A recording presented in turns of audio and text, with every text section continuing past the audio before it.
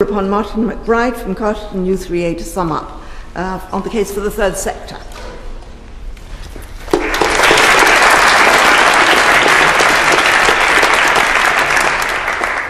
My Lord Speaker, fellow students and members of the U3A, the students of Westminster and Canterbury have made some persuasive arguments to support their relative cases, but none, I have to say, as strong as those you have heard my fellow students of Banbury Academy. Let us take a moment to listen for the cries for help from the most vulnerable in our society. No, we cannot hear them from here. The state is too remote to respond.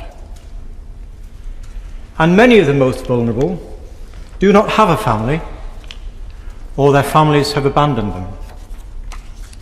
However, as we have heard from my colleagues today, the third sector, the charities and the religious organisations, are close enough to hear and respond to those cries for help.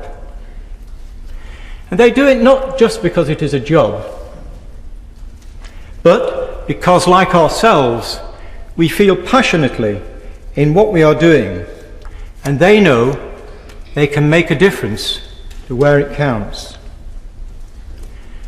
My Lord Speaker, we need to treat the vulnerable people in our society, those in the dawn of life, those in the shadows, and those in the twilight, with dignity and respect. This need was strongly identified in the recent Care Quality Commission's report for the state of healthcare and adult social care in England 2011-2012. The speakers for the state have made strong evidence about the finances. And yes, the state is responsible for finances. This debate is about who's responsible, not just the finances. In fact, the speaker mentioned about the fuel allowance. Perhaps the Lords should denote part of their fuel allowance to keep the House of Lords warm in the winter. The family have argued that they should be the main one. But in our present society, there are so many broken families, so many families that are scattered around.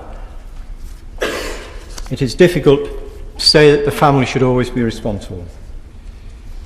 In conclusion, I would ask my note ageing, not aged, colleagues in U3A, who would they rather care for them in the twilight? An efficient but uncaring organisation who leaves a glass of water outside the reach, or the third sector of passionate and caring individuals?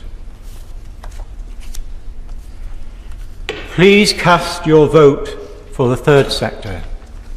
You know it is the right thing to do.